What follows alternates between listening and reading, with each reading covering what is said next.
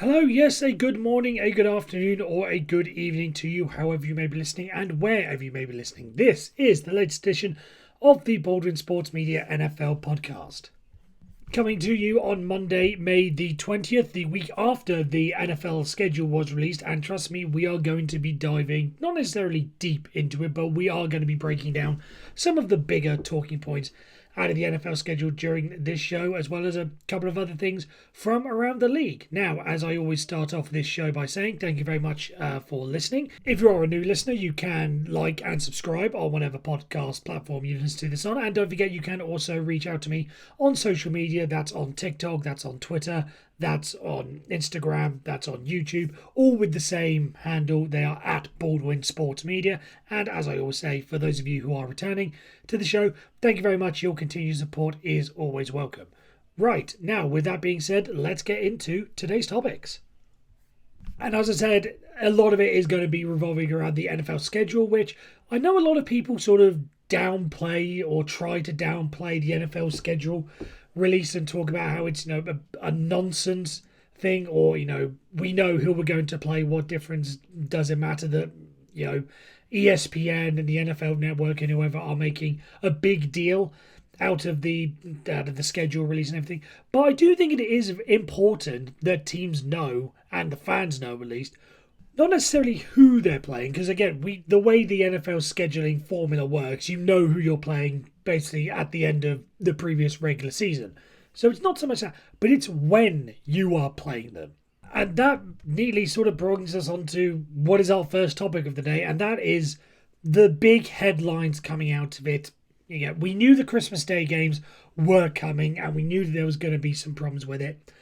But it's the way that things have been crammed in together that I think the NFL have gone very much. They've gone too far on this. And that is with the news that, the Pittsburgh Steelers and the Kansas City Chiefs are going to be playing on Christmas Day. And as a result, both teams are going to have to play 3 games in the space of 10 days. Because as a result of the NFL wanting to put games on Christmas, which is on Wednesday, something they said they were never really going to do, or they felt they would leave alone. But as Roger Goodell said after the COVID season, it gave them a chance to reassess. And the fact that you could have games played every single day, you just have to work your way around. But I think the NFL have gone too far on this. Again, we knew the parameters and everything was going to be needed beforehand for it. But when it actually comes out in the cold light of day and you see the Steelers and the Chiefs having to play 3 games in the space of 10 days, and for the Steelers as well, they've got to go and face the Eagles and the Ravens to bookend that 10 days. So it's somewhat personal for me because of the impact on the Steelers, but they are not the only teams. Again, the Chiefs have got to play 3 games in 10 days. There are 9 teams this year that have a stretch in which they have to play 3 games in the space of 10 days. That has never happened. I'm reading this from sharpfootballanalysis.com. That after not scheduling 3 games in 10 days for any team over the last 5 years, the NFL scheduled this scenario for 9 teams this year, which I think is, we've spoken before about the need for increased player safety and the necessary of having 2 bye weeks when we get to 18 games. This just does seem like an incredible oversight by the NFL, and we know that they've always wanted to put money, pretty much at the forefront of everything that they do. That's why Roger Goodell has said that he wants to make $25 billion in revenue on any given year. I think his target is 2027 off the top of my head. But to make teams play 3 games in the space of 10 days, again, this isn't just maybe one team that has got screwed over because of a variety of circumstances. There are multiple teams that are going through this. And I would not be surprised if there comes a stretch of major injuries as a result of that. I looked at the Steelers again, and the way we were, to use the COVID season as the example. If it weren't for the Baltimore Ravens and their team being impacted by COVID and the original Thanksgiving Day Thursday game, against the Baltimore Ravens, having to be moved to the following Wednesday, and all the messing about that would have done to players' bodies and preparations and everything. We saw what happened to Bud Dupree. That was the game that he suffered his ACL injury, and there's no concrete evidence, but I firmly believe that if it weren't for the fact that the NFL screwed everything up with how they handled that game and how you had to change the preparation and when were we going to start and backs and forth, if that had been played regularly or indeed not played at all, and the Ravens were made to forfeit the game because of the COVID situation that was going through their camp, Bud Dupree doesn't get injured. I firmly believe that. Obviously, coupled with the fact that the Steelers never really had a true bye that week, because the Titans, who we faced earlier in the year, they had a similar COVID break, and the game was called off on the Saturday. The Steelers were granted the bye week, but after all the preparation, they never really got rest. So it shows that if the players do not get the right level of rest over the course of the season, and they are packed into these scenarios, that there are going to be spates of injuries. And I think it's going to have to take, again, not that I am wishing this to happen, I want to get that stressed clearly, but any of those 9 teams that are playing 3 games in 10 days, but we'll use the Steelers and the Chiefs as the example. Say Patrick Mahomes gets injured. Do you think that will maybe send the message to the NFL that this isn't the way to do it? Or Travis Kelce, or any of the big name players? If it's a third string quarterback that gets injured on a special teams play, I don't think it will get brushed under the carpet. But if it's a major player, I think that is what it's going to have to take for the NFL to realise that the NFL schedule as it is just cannot work. That's why, I talked, as I mentioned, about 18 games. If you want to do that, fine. But you have to incorporate a second bye week into it. Or you have to reduce the number of padded practices that the players go to. Or something to go along with it. I remember there was a talk a couple of years ago that if they were to increase it to, this was when they were talking about increasing to 17 games, you play 17 games, but players were only limited to 16. So there was just one game where players were just inactive, on the inactive roster. I think that was a bit too far, but at least the idea was there. The players simply cannot play all of these games at the level that they are. When you factor travel in as well, something I'm going to talk about in the next segment, it just can't be done in this way, shape, or form. And the NFL are looking after the money and looking for the money in this situation. And the deal with Netflix, I'm sure, will, who are broadcasting the Christmas Day games. I should put out that the second game on Christmas Day is going to be the Baltimore Ravens and Houston Texans. Again, another great game.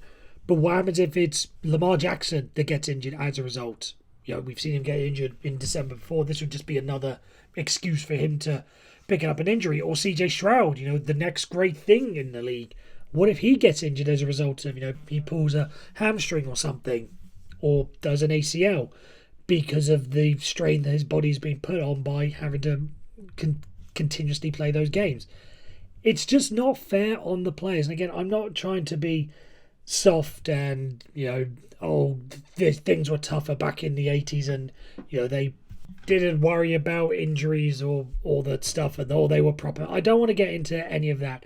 I think it's just logically you have to see that this is not going to be sustainable, and I do fear that it's going to take something catastrophic to happen on one of these Christmas Day games for the NFL to wake up to the situation that, yes, they can chase money, and these players are being very well compensated for it. The vast majority of them are. But even so, what they are doing and what they are putting the players through, it's just not going to be worth it in the long run if there are no players left to play, essentially. So, again, we don't have to deal with this situation until there is another Christmas Day in the middle of the week, like a Tuesday or a Wednesday, which won't be for another couple of years because next year will be on Thursday, and that's just a normal Thursday night game. That's a regular rotation, as it were. Friday again, same sort of thing. But even so, when the time does come for the NFL to start scheduling more midweek games, they really need to consider whether or not they can do it in this current format. Because the way I see it, it's just going to be unsustainable for the players, and as a result of that, it's going to be unsustainable for the league as well. Right, and now to move on to some of the other big talking points out of the NFL schedule. Now, I'm not going to go through every single team's schedule and try to pick out every single pro and con or whatever, or the Panthers, for instance, got messed over by their week 8 to week 9 turnaround or whatever. So I'm not going to go into the deep things. I'm just going to focus on the main one that stuck out to me, because obviously I look for it out of the Pittsburgh Steelers perspective and what their schedule looks like. But with all the headlines that come out from, as I said, ESPN and NFL Network, there was one that really did stick out to me when it came to the schedule and the reaction to it as well, and that was the New York Jets, because I think they have been screwed major by the NFL. And I say the NFL here because whilst there may be some that have conspiracy theories of, the NFL favours certain teams, or there is the storyline that we had last year with Taylor Swift and Travis Kelce, and the NFL is corrupt or whatever. This, most of which I do not believe or really endorse. But this one comes from the NFL Vice President of scheduling. So that sort of tells you that the league had a play in this. Because whilst the NFL schedule is done automatically now, if you've seen the stories, there's a couple of great videos out there how the NFL schedule used to effectively be done by hand. And it was literally one guy putting little rings in on a schedule to say, right, this week the Eagles will travel to the Texans and the Colts will host the Seahawks or whatever, for just the sake of argument. However, now it is computer generated, and the NFL is then sent a whole bunch of schedule options and they pick one from there. So the NFL does have a role in, they would have seen the option and said, right, this is where we go from. But I want to talk about the New York Jets and how they were granted a absolutely brutal start to the season for them.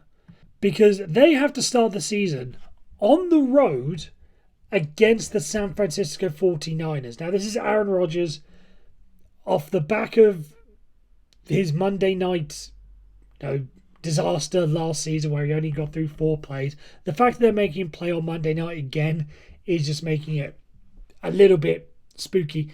And the fact that he's also got to play against Leonard Floyd, who was the person who caused his injury last year when they played the Bills. Just the level of irony in that is just something. But it's everything that goes in after that. So not only do they have to go on the road across the country to face the San Francisco 49ers, the reigning NFC champions. So that tells you, and they've brought back most of their great players from last year. The Deebo Samuel thing maybe could go either way. Brandon Ayuk could go either way. But the vast majority of the team that got them there is there for this season. So they've got to go on the road, play them, and then they've got to come back, landing, probably given everything travel-wise, probably very early in the morning, say, maybe 6 o'clock in the morning, New York time.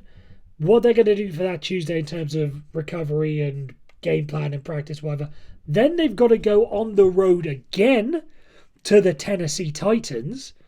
And then after that, they've got to come back, again, travel day, whatever happens on Monday. And then they have the Thursday night game against the New England Patriots. Now, I don't want to say the New York Jets are being punished for this, or that Aaron Rodgers is being punished for this because of, let's just say, his personality and some of the stuff he has done in the past off seasons and some of the comments he's made.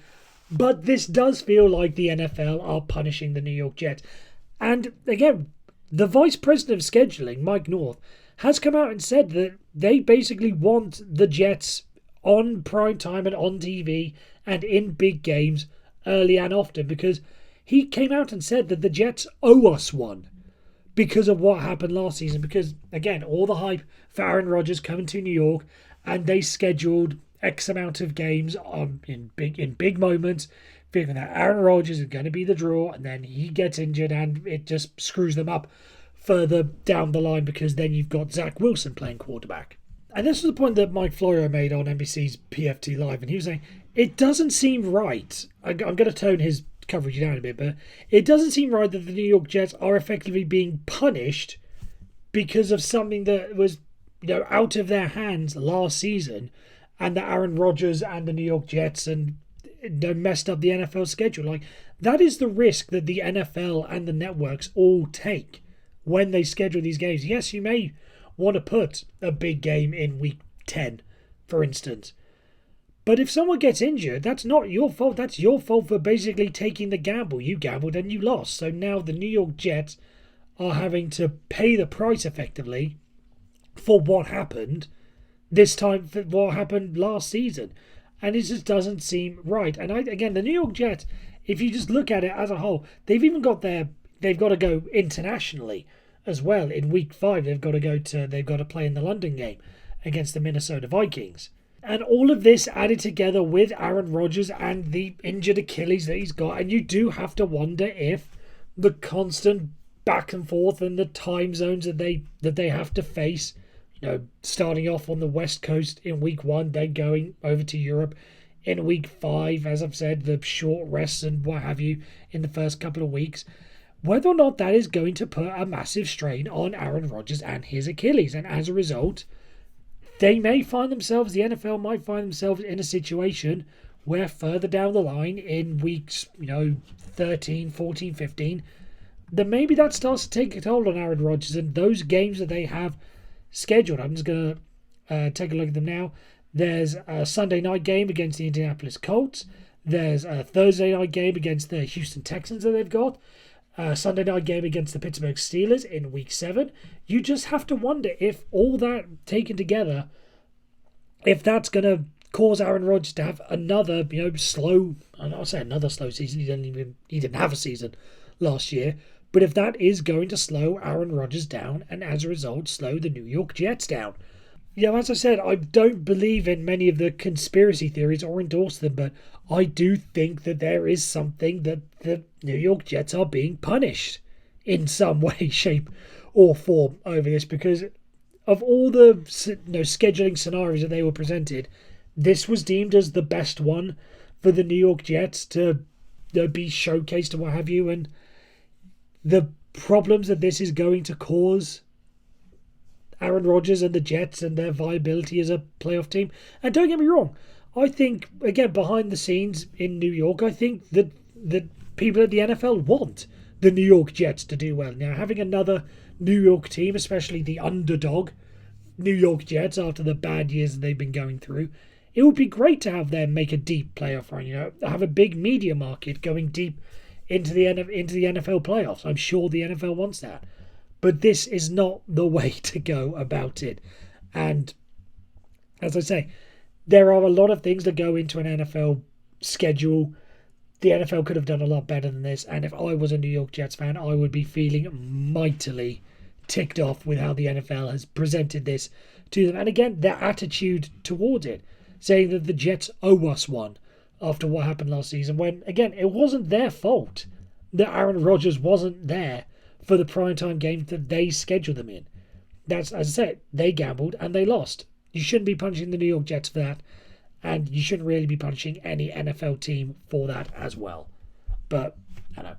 We'll have to wait and see. Again, the way the schedule comes out, there will always be some surprises. Someone like Aaron Rodgers will get injured in week 1, and all of a sudden that changes the whole outlook of the schedule and how tough it is deemed to be and what have you. But even so, I think the NFL could have done something a little bit better for the Jets here. In the same way that they did something for the Chiefs, because, again, the news comes out, the Kansas City Chiefs were given somewhat of a favourable schedule, not necessarily a favourable schedule, but the NFL did consider Taylor Swift and the Eras Tour when making the schedule, because they ensured that she could show up to as many games as possible. In fact, the number is 14.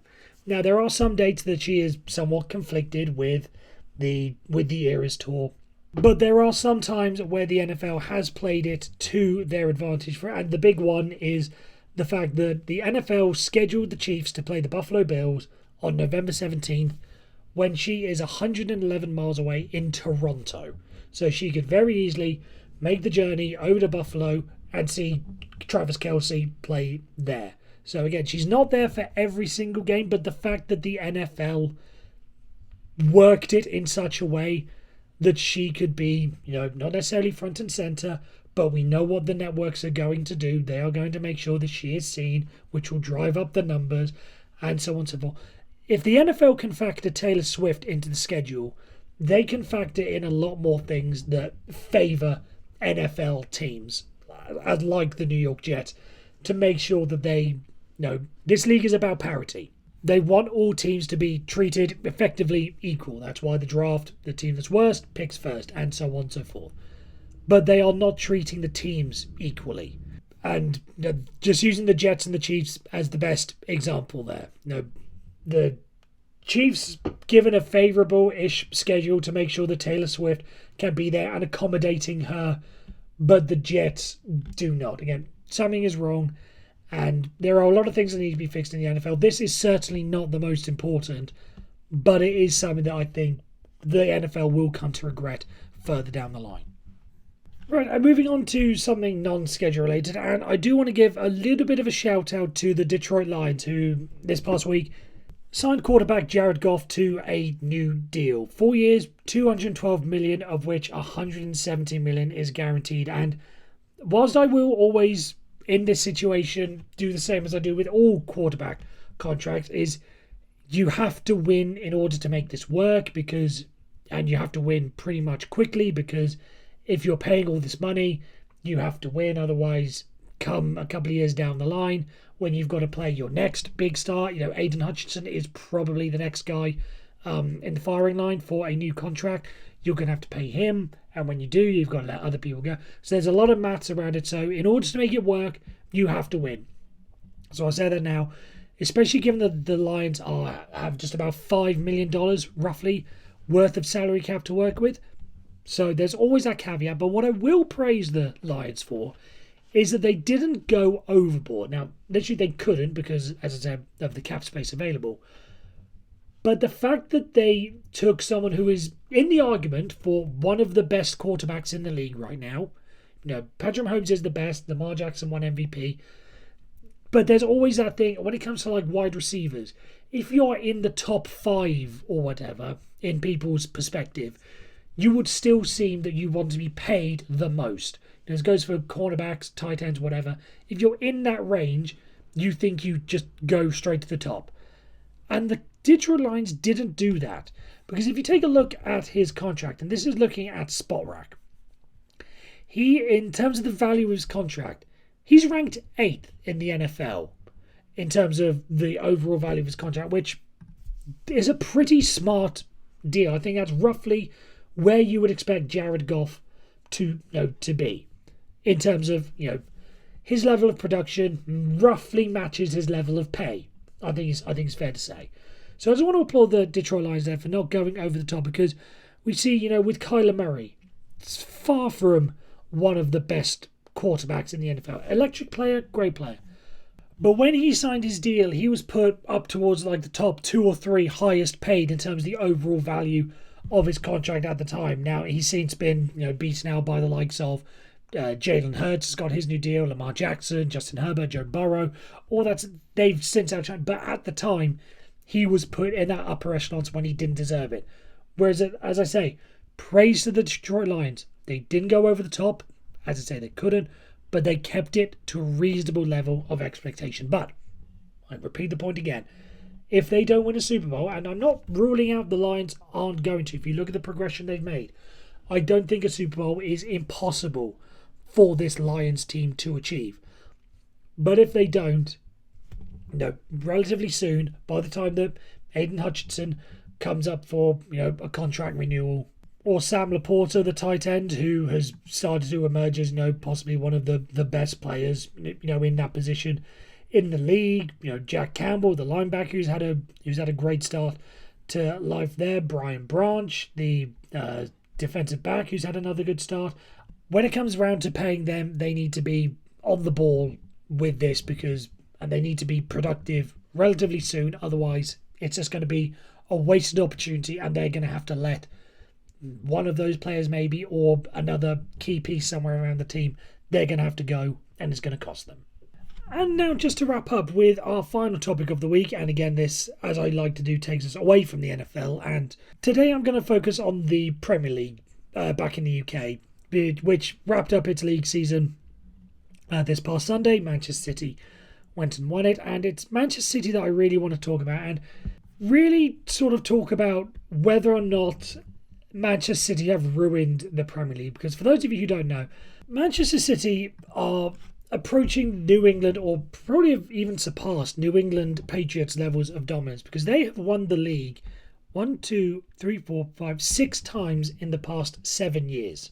And a lot of people have taken that to mean that the Premier League is now boring, because we know at the start of the season who it's likely going to be. Again, like in the way that for most people during the Patriots dynasty would have got bored and said, we know it's going to be the Patriots every year. And even if they didn't, they at least got to the conference championships or whatever. Now, to an extent, I do agree with those fans who are saying that the Premier League has become boring. And this isn't really going to help saying something like that isn't going to help the product of the Premier League grow overseas, as it were. Because fans are just going to gravitate towards Manchester City when they have 20 other teams, and then whoever's coming up and down each year, promotion, relegation, to choose from in terms of who they want to support on a week-to-week basis. However, I don't think that the Premier League is as boring as people are making it out to be. And my argument for this is, whilst we know who is winning, we may think we know who is winning the league each year. I don't care if they do win the league every year, so long as the league remains competitive throughout and there are other storylines. Now, this year, for instance, and the past couple of years, we've seen the title race go down to the final day. Liverpool have been involved in it. This year was Arsenal.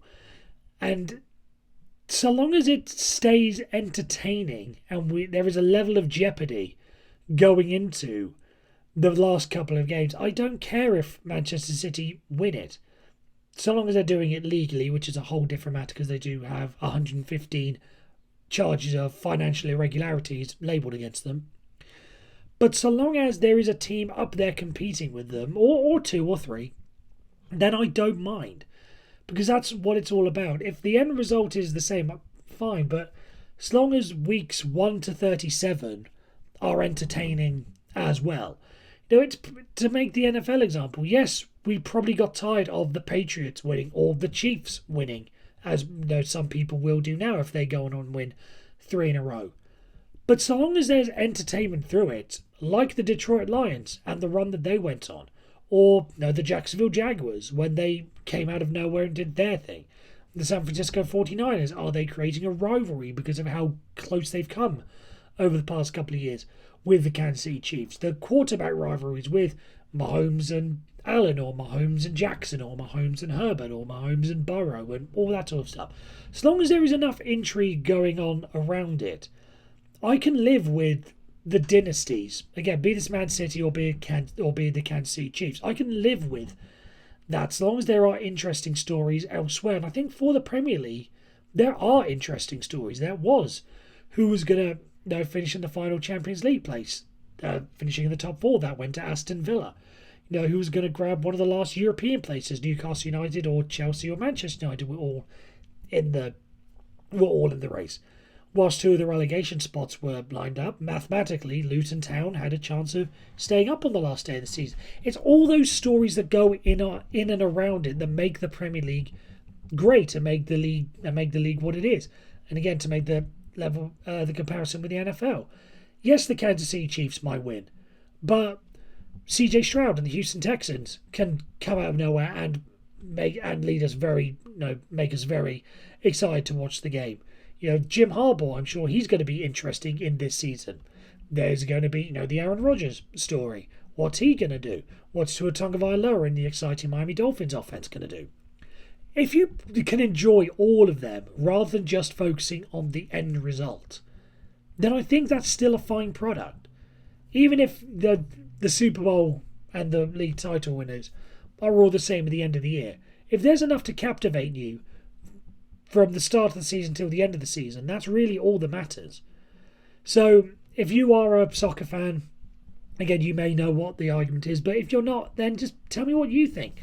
Are you a fan of these dynasties, or are you bored of them?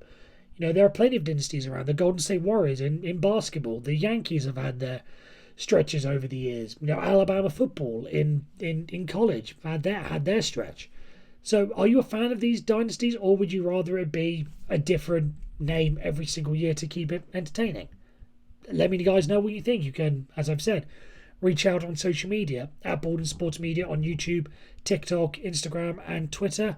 And who knows, as I've said, I may read your comment out on another episode of the show. Which, speaking of which, we've got to wrap this episode up. I want to thank, once again, every single one of you for listening. If you're new and you like this, then feel free to like and subscribe on whatever podcast platform you're listening to, and subscribe on the social media platforms that I just mentioned. And for our returning listeners, thank you very much for taking another half hour out of your week and spending it with me talking about the NFL. That is it for today, and I shall see you guys back here next week talking about more NFL coverage, and I'm sure there's going to be some news stories coming out, and we shall wait to see what they are. So until next week, take care.